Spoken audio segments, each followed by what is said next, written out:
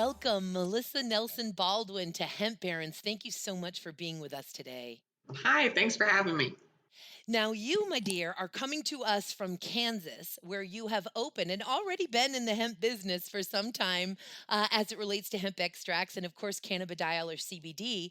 But you and your partners, Aaron and Richard Baldwin, have opened the first decortication or hemp fiber processing facility in the state of Kansas.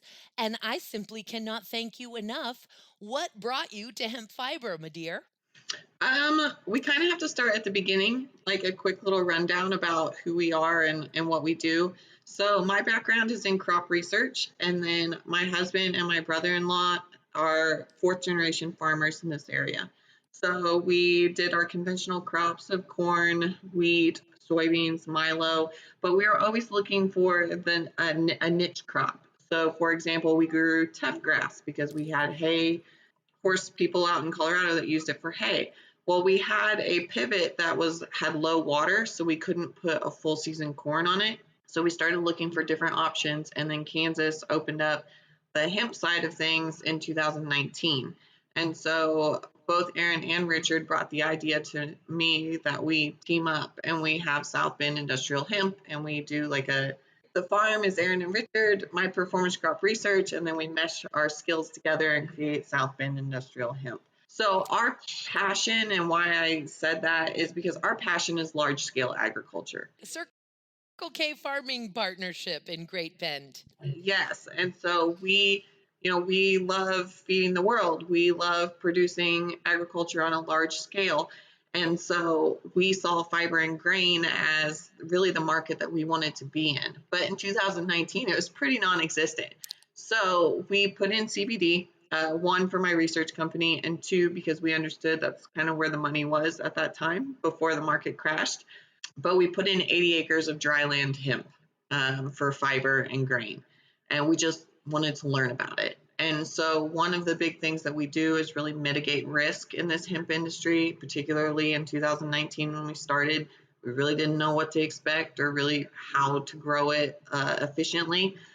So we put it in after a wheat crop.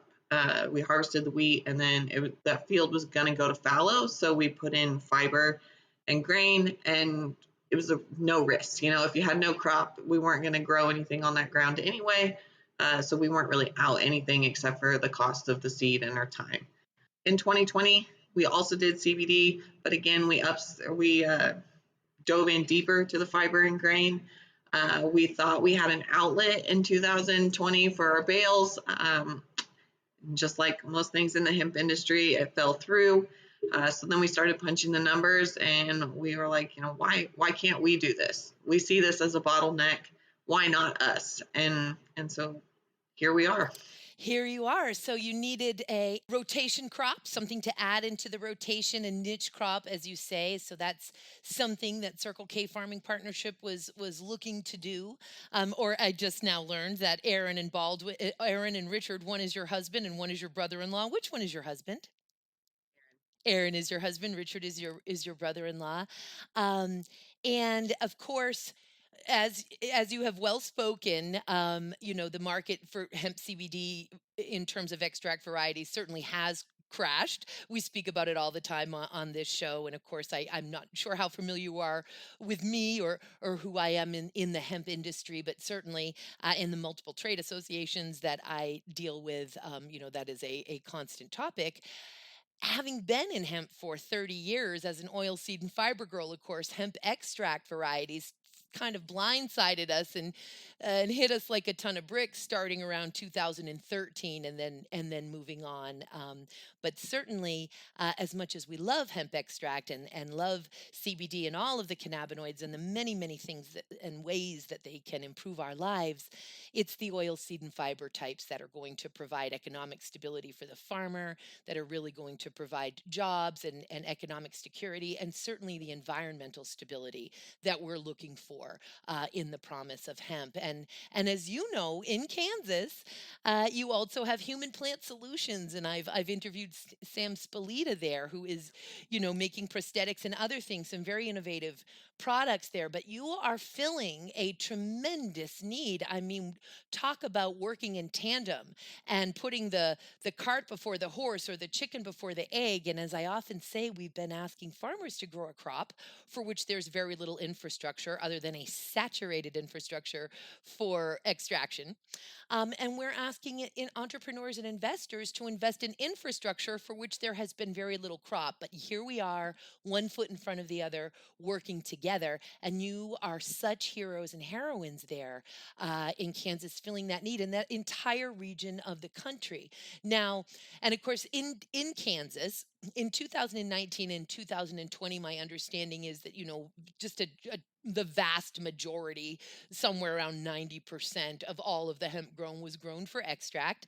But now it sounds like you have contracted with some farmers to grow 1,000 acres of hemp fiber this year. Is that true? That is true. We've got some up in Nebraska and some down in Oklahoma, because those really aren't that far of a drive for where we're located. Economically, we would love them closer, Of but course. they want to grow. They feel comfortable growing. The math works out economically for them to bring it to Great Bend. And then we have a grower in Missouri as well. So we're in 4 states. So fantastic. And this is what I mean by working together and putting one foot in front of the other, because ideally and in the future, I don't think we're going to see, of course, that type of traveling. Thank goodness it is economically viable, so that everyone working together is going to move this industry forward. You at South Bend Industrial Hemp and the 4 farmers that you're working with, or the 4 states. But in the future, of course, we'd love to see infrastructure, processing, and manufacturing within 50 to 100 square miles of every hemp biomass feedstock. This is what it is taking to get it done. So it sounds like there will be some transportation of fiber hemp from one state into South Bend. My understanding is that that is going to be used for hemp textiles. Could you either correct me if I'm wrong about that? And if not, elaborate. Okay. I'm not going to say exclusively for textiles. I would say we're actually venturing, more of our farmers are going down the dual purpose avenue. So they're going to harvest much later than what the plant would need for textiles. So we are pursuing, well, not really, we're not really even pursuing. The markets that are coming to us are more the insulation, the hempcrete, the bioplastics, more that avenue, more the construction grade type herd and things like that. A little bit of talks with paper mills, etc., but not so much textiles, more other avenues. I read about the textiles in a newspaper, Hutch News, and that may be the short name for it, that had said textiles. And I certainly wondered about that, just because it's difficult right now, of course, to grow hemp that is textile quality or class or category ready. Whereas, of course, as you well know, that the inner woody core, the textiles are from that outer bark. I'm mostly saying this for our listeners. I'm sure you're well aware. The outer bark, the bast fiber, of course, is what we would use for textiles, whereas that inner woody core, the hurd or the shiv or shives, as some call it, that is what, of course, we'd be using for aggregate, for construction materials, and animal bedding, and so many hundreds of other things, including biocomposites, of course. So that makes perfect sense, that is where the direction where you're heading. And I'm sure, as you know, in Holland and in other parts of the world, Europe in general, they sort of giggle at us that here in America, with our vast agricultural lands, which they do not have the luxury of in Europe, it's very precious agricultural growing land. Um, that we use it for these almost horticultural, individually cared for plants, about one plant every 1.5 square meters when growing for extract. Whereas in Holland, and other similar countries, they've got those dual cut combines where they're grabbing that stalk about 8 inches off the ground. They're stripping the flower off the top of the plant, but the plants are really sown for fiber, are sown very close together, and they're getting both of those purposes. purposes, right? They're getting that great herd from the stock, and then they're extracting cannabidiol and other cannabinoids from that flower. Now, of course, when we're using that dual purpose, generally, the cannabinoid content of the flowers are generally much smaller. 3 to 4% is really what I'm talking about is happening in Holland and others. So hoping that we'll get really innovative here, and would love to hear any stories about any innovations that some of the farmers that you're talking about will be doing. Are they going to be growing sort of um, close together plants, or how are they going to be planting when you say dual purpose, and what kind of cannabinoid content do you think? And I know everything's a variety trial these days. Do you think they'll be able to get out of that dual crop? So I think, and maybe I'm misunderstanding you, but when I talk dual purpose, I'm talking for grain, for seed, for more that avenue, not the cannabinoid. Most of our growers here in Kansas, they got pretty big black eyes from the cannabinoid market. They're not interested in pursuing that at all. But Can you explain then, so that we can all understand and speak this? That's part of what goes on with the hemp industries, right? Our different dictionaries, and we've got mhm, all kinds of lexicons and terms and ASTM and APA and the U.S. Hemp Authority, and all of us trying to standardize terms. So when I hear dual purpose or dual type crops, generally we mean for two different purposes, and sometimes right. that's fiber and cannabinoids, sometimes it's grain and cannabinoids, sometimes it can be grain and fiber. That's usually a little odd when that happens, just because most processing equipment is for that long strong stock is set up for a specific type of stock. So you tell me what it means for you. Okay. So for our dual purpose, we're we're growing for grain and then for the fiber or the stalk when we're down there. And so we and I think one thing that makes us a little different than other operations is we are really attacking this from a farmer's mindset. Okay. If a farmer has to buy specialty equipment or they can't integrate this in their farming operation, they're not going to do it. It has to fit. And so in 2020, we set a goal of only using equipment that we already had on the farm. Everything down to seed plates for a planter that we tried to put it in with. We did some drilling. We used our air seeder for that. When it came time to harvest, we used our Case IH combine with our draper head. So it's the same head that you harvest soybeans and wheat from. Raised that all the way up, came in, took the grain off, ran it through our combine, and then followed behind with a swather and laid it down, and then let it ret and baled it from there. So when we're talking dual purpose, we're talking grain and fiber. Beautiful. Love to hear that. And then, and I think what is interesting to hear is that your equipment, and I know you use Formation Ag, love Formation Ag, and Corbett Hefner. I don't know if you got a chance to meet Corbett. He's so wonderful. Corbett's my bud. We talk all the Yeah, time. I bet he is. I bet he is. So the varieties that you were planting then for your jewel crop, grain, are varieties where the stock is going to be able to be processed through that equipment that you've got. Exactly. So So for perfect. we're targeting, 25 to 30 pounds per acre for seed going in the ground. If we do have some farmers that they are set up. I'll backtrack a little bit. When we work with these farmers that we're contracting, we are having the conversation of what equipment do you already have on your farm. If you're already set up to drill, then let's drill it and let's go at a higher population. There's this one guy, he specializes in hay, so he has a sickle bar mower. He has no desire to take it to grain because he doesn't have the equipment to use it. So we're going to alter our contracts a little bit with him, and he's going to bring in, and it helps with timing, he's going to harvest first because he's not taking it to grain. And so that way it helps stagger out these acres that are coming into our facility, and it really works out well. But utilizing what the farmer already has on his farm is critical for success. And we could apply that to basically everything. Using what is local, using what you have is critical for success. The more barriers for entry that we place, the more difficult it's going to be for folks to enter into it. So, of course, that natural, almost permaculture type of working with existing systems is of course the name of the game. And I think too that most of the time, so that we're clear, and I love to get these lessons out for the listeners.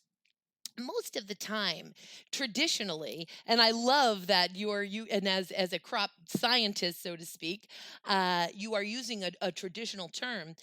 Dual crops or dual purpose traditionally has meant fiber and grain, of course. Then, when extracts came around, it became we could have tri-purpose or we could have dual purpose. Yeah, that's what we call this tri-purpose. Exactly. And so, but when I read in Hutch News that you're growing for fiber and that it's for textiles and so on and so forth, and you say dual purpose, I'm not thinking grain because I'm thinking fiber and leaves and not fiber and seeds because there was nothing about grain there. I am so thrilled that you're moving into grain. Obviously, I like to say, although I keep getting folks say, listen, it's not the highest digestible form of protein. But I've got some science to beg to differ on that it has definitely more digestible protein than soy Well, yeah, and and whey. we've got like think in terms of cattle. We work with the Hemp Feed Coalition. We have a background in yard as well. So we feed out cattle, and our nutritionist and stuff is looking at these COAs that we're sending in for our grain, and we need to see that move forward because in terms of scalability, we can't meet that demand. I mean, just for numbers, like we have a 5,000 head yard, and if we would supplement that and put it in for one cycle of cattle, which is there about 120 days, we would need 70,000 pounds just for that 70-day period. So now multiply that out because we run cattle 365. That's a lot of grain that you need moving through. And that is a whole new avenue that just explodes once that gets through and gets approved. Absolutely. And in terms of and that first application went in, seed cake and meal, laying hand, doing it, HFC, Hemp Feed Coalition. Um, I think from a protein perspective, having said that though, just from the nutritional profile, if we're comparing, you can look at the COAs of what is in that seed, of course, for protein. The issue is that when we compare it with other forms of protein, the reality is that the hemp seed, of course, doesn't have any trypsin inhibitors in it, and that's not coming up in the COA, right? And trypsin inhibitors are what prevent our bodies from absorbing, or mammals' bodies from absorbing protein. It has nearly a full amino acid profile, of course, which is tremendous in terms of allowing bodies to metabolize protein. And then finally, generally speaking, and with hemp, we're always generally speaking, so many complexities, so many nuances, but generally speaking, it's about 60 of the protein in the hemp seed. It's about 60% edestin protein, which is a globular protein more easily metabolized by a mammal's body. So it is just such a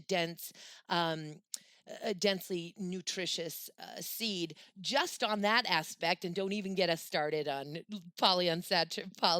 unsaturated essential fatty acids, etc., and minerals. It's just amazing. And of course, as a co-owner of a hemp grain processing facility where the seed cake certainly piles up day after day because there's a great market, as you well know, for hemp oil, for hemp seed oil.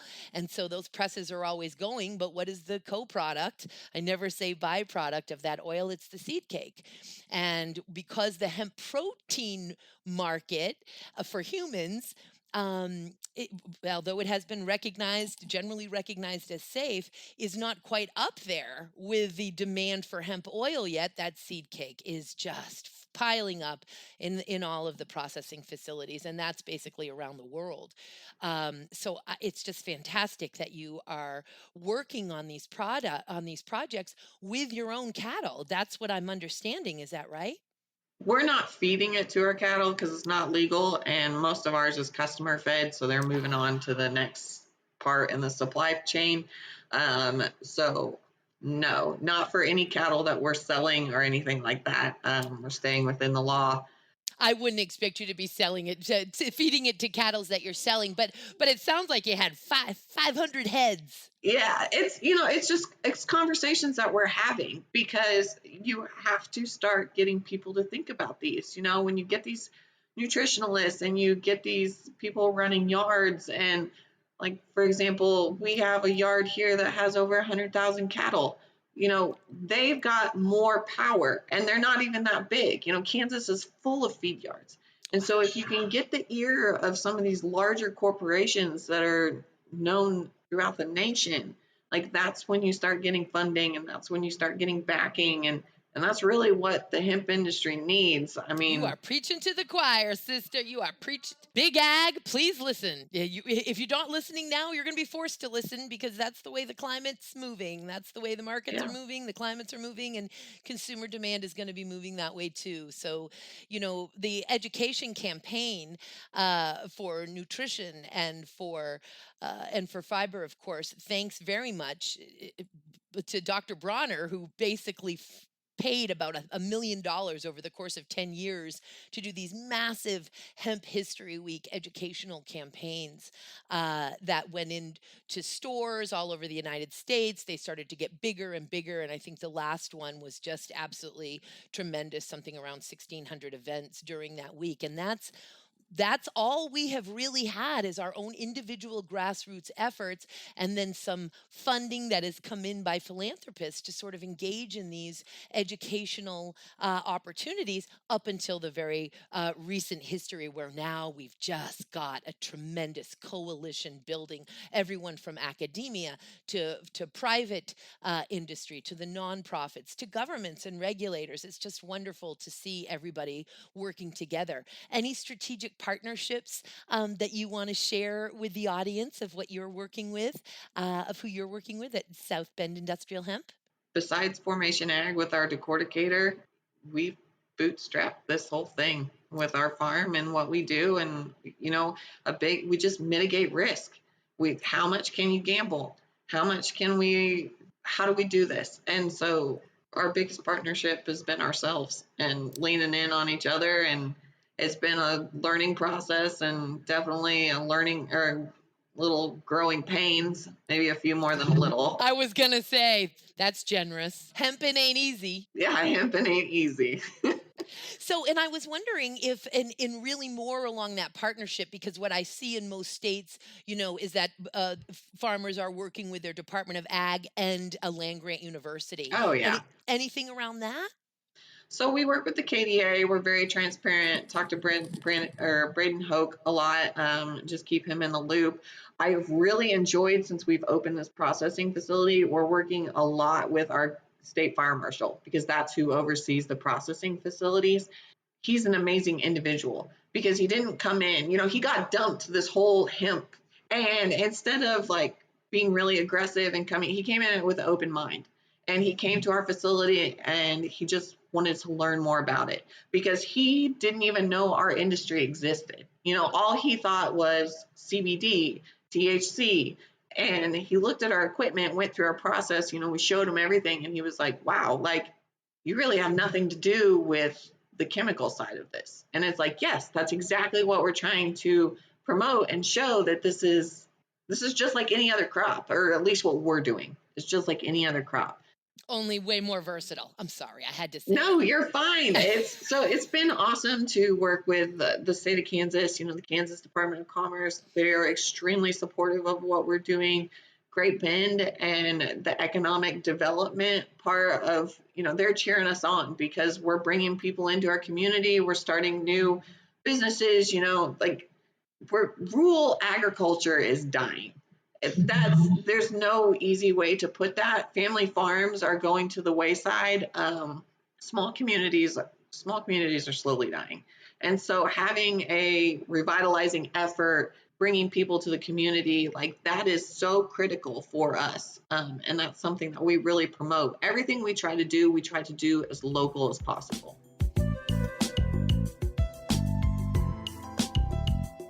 Just so fantastic to hear all of this, and rural development is everything. Reviving the American farm, reviving rural agriculture is everything. And of course, We want hemp to be that crop, despite all of the growing pains, despite the fact that hemp ain't easy, despite the fact that it has decades and decades of social engineering taboo attached to it. We persevere every single day and move forward. The vision that I have dedicated my entire life to is sitting here unfolding before my very eyes. Can you imagine if, when I was a 21-year-old girl, somebody told me, don't bother, give up. And actually, the reality is they did several times over, but I, thank goodness, didn't listen and just felt convicted in this vision. And I'm watching it happen, and it's everybody working together that is making it happen. Now, as you say, fire marshal, sister, let me ask you, have you done a hempcrete fire test for him yet, or at least shown him one on Yeah. Yeah, he must have we've freaked out, because that's how we really, hempcrete is a major, of all of the products of hempcrete it will always be and is and has been my very favorite product. And I do training for hemp technologies. And so Mhm. when these fire marshals find, and hemp technologies built that very first fully permitted hempcrete home in Asheville, North Carolina, or on the mountain for the mayor of Asheville. And it was that fire marshal. Of course, it's easy to get things permitted when you're building for the mayor, let's face it. But when that fire marshal saw that it was non combustible, I mean, it changes everything. And folks who are doing hempcrete structures right now, as you know, since there is not international ratings as a building material for it, it makes everyone by default an advocate in their region or their municipality's building and planning district. And we always advise, go right to the fire marshal first and see if you can impress the heck out of that fire marshal with a combustion test. What did he say when you did it for him, or when you showed him? He wanted to learn more. And, to even expand upon the fire marshal, we're reaching out and thinking even further down the line. Think insurance companies. Yeah. Like, you can make all these great structures, but if you can't get them insured, I'm not putting it in my house. Like, if my house something happens, I want insurance. And so we're having these conversations, and we're getting their ear. Farm Bureau came out with their big wigs and toured our facility, wanting to learn more about it. Of course. Wanting to see about the fire combustibility, wanting to know about IR ratings and things like that. And that's what keeps me moving forward, because we're starting to see the dominoes fall. We're starting to, people have been listening, but they're actually taking action now. They're bringing their bosses out. They're submitting these proposals to heads of companies and banks, and people that give us a thumbs up but didn't want to even come near us 3 years ago are now getting in line to work with us, and that's a cool feeling. That's the perseverance. That's exactly what I am talking about. It's a dream come true. And I tell folks, I often speak at universities or colleges and say, please dream big. Do not stifle your dreams, because so many of my dreams have already come true. I already am looking at the unfolding of the reemergence of this crop across our great nation, and in fact, across the whole world. And I have to dream bigger dreams, because they're happening, and it is just so fantastic. It's because of people like you, Melissa, and Aaron and Richard Baldwin, your husband and brother-in-law. Really, and it's the grit of farmers. I mean, and that's the other thing, is that none of this is happening without the farmers. If we don't get seeds in the ground, none of this vision is coming true. And just the absolute grit and integrity and authenticity of the American farmer, by and large, is just really, these are the heroes and the heroines, you folks who are really making this happen. Well, and a lot of people don't realize, you hear all these demonization of agriculture. Well, the world turns because of what we do. You want makeup on your face? That's agriculture. Everything you touch in a day has probably been at one point an agricultural commodity. And people are so disconnected from that they don't even realize what we're doing for society. And, there's a place for everyone. And this is a little different than hemp, but GMO crops or GM crops. And people talk about organic and things there's room for everybody, because we can't have only certified organic crops in the United States, people are going to be hungry and they're going to be mad that a loaf of bread is going to be $11 because you just simply can't produce the volume that you need to feed the world. And so there's a place for everybody in ag like that.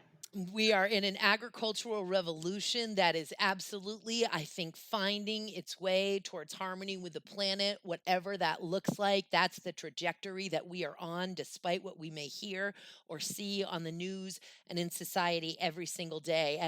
And really to just nail down what you just said previously about agriculture, our entire survival, depending on it, makeup, absolutely. Food, oh my goodness, as we often say in this show, if it weren't for rainfall in the top 6 inches of soil, we would all die. It doesn't matter how much money you have or how healthy you are. Without rainfall in the top 6 inches of soil, we're all dead. We're gone. So it is just, it's just so tremendously important. Tell us a little bit about the facility itself. If you could just sort of run down what happens when you get the stock, where it goes, and what lines you have so far. What happens when a stock will come into your facility? Okay, so we work with farmers now, and it needs to come in round bales because Yes. that's how Formation Ag's machine is set. It's self-fed to basically unwind a round bale through our machine.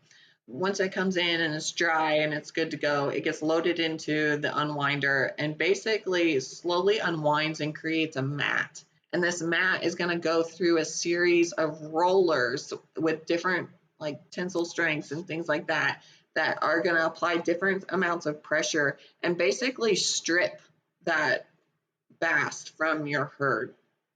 From there, your herd's going to drop and it's going to go through a conveyor to another cleaner and then again to a size and sorter up a different conveyor. And then the fiber is actually going to be spit out onto a shaker table. So it kind of has a rocking motion with a slap at the end, like just to kind of give you a visualization. And that's going to knock any remaining herd that the rollers didn't get. What we're learning through this process is, having an extremely dry bale is critical. There's definitely some learning curves for our humidity levels and things that we have here that Formation Ag doesn't experience in Monte Vista, Colorado. So there was some learning curves there, but we're getting it figured out. It's a learning process. It's a learning process, and just thank you for your tenacity and willingness to go through it and learn it. I speak constantly with Greg Wilson of Hempwood, and Mhm. he says to me, I couldn't figure out in the beginning. I would talk to people and they would say, thank you for doing this. And he said, and I would just wondered what the heck they're talking about. But after all the hard lessons, he has come to realize why people thank him so profusely.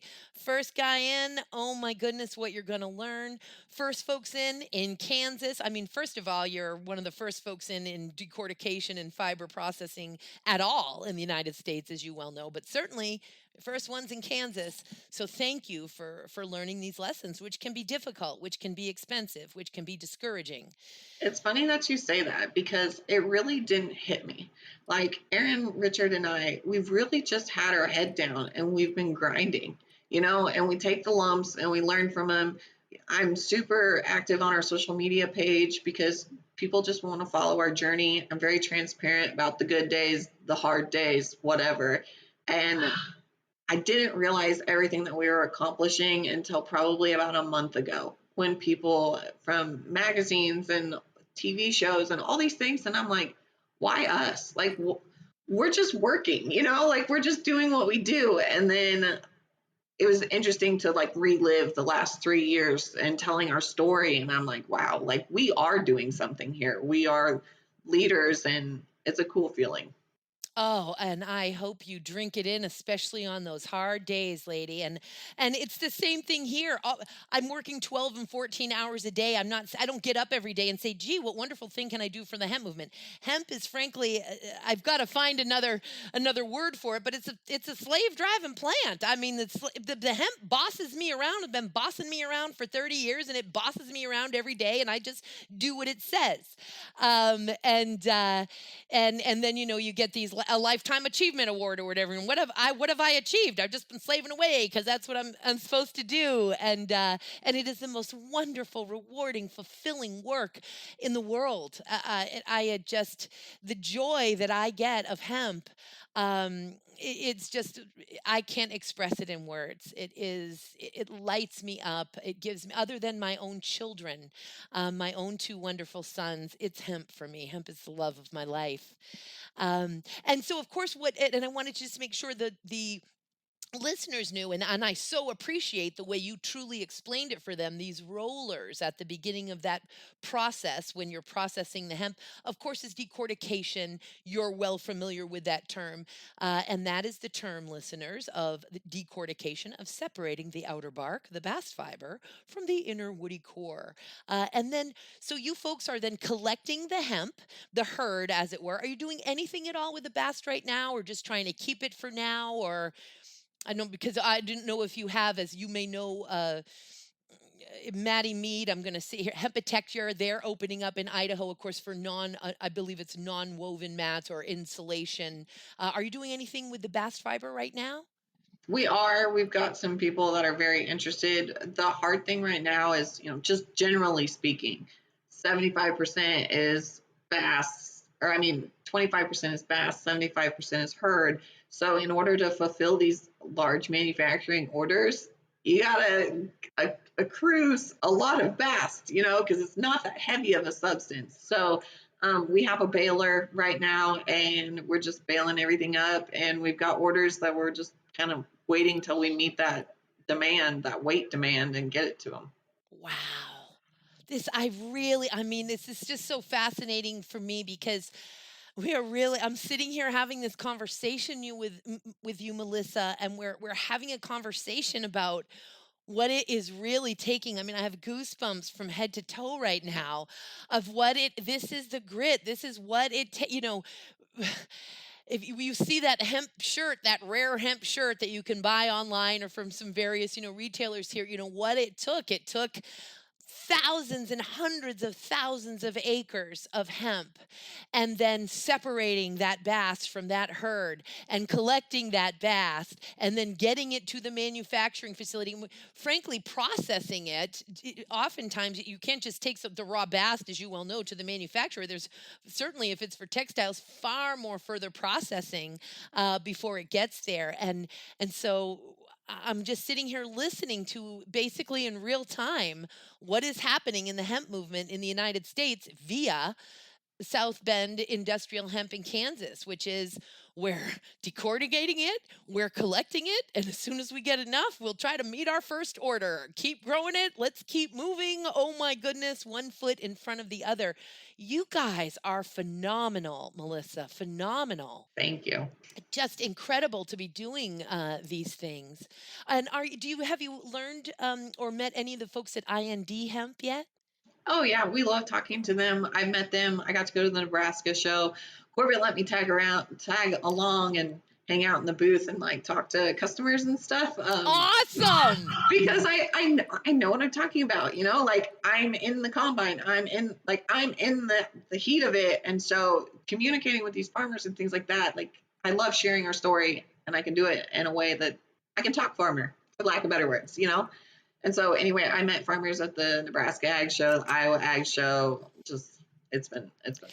And as you well know, the Elliott family, IND Hemp, I couldn't have met a more collaborative group of people. I mean, they are just definitely so wanting to build the hemp industry, the hemp community. And that's another thing that I want all of hemp and really all forms of cannabis. But, this is about cooperation. This is where we are at, everybody. It's time to cooperate.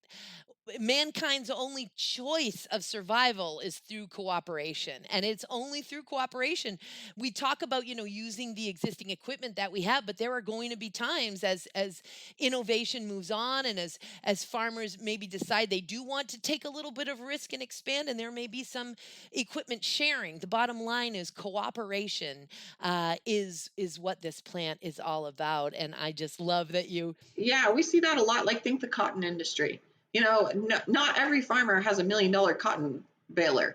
And so it gets customed out, and that could be the way that the hemp industry is moving.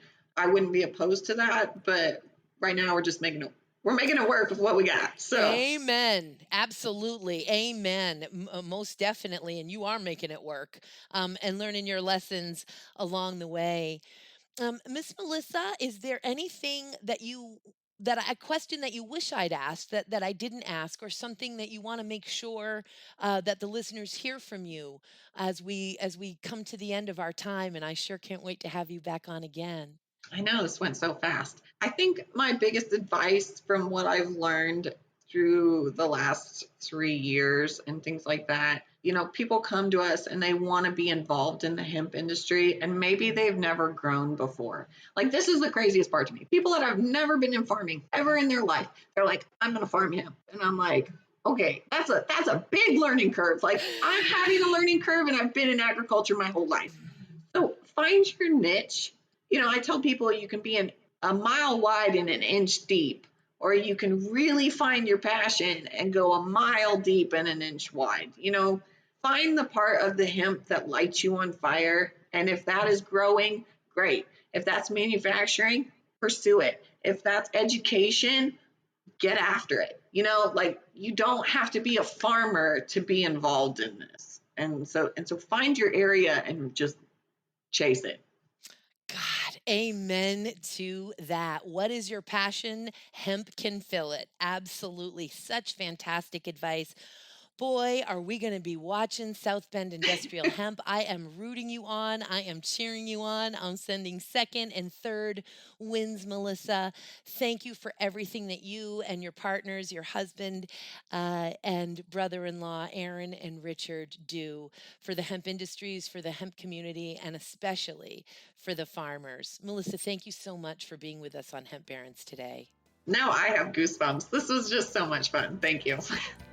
We'll have you on again soon, sister. Until that time, go hemp. Thank you. See ya.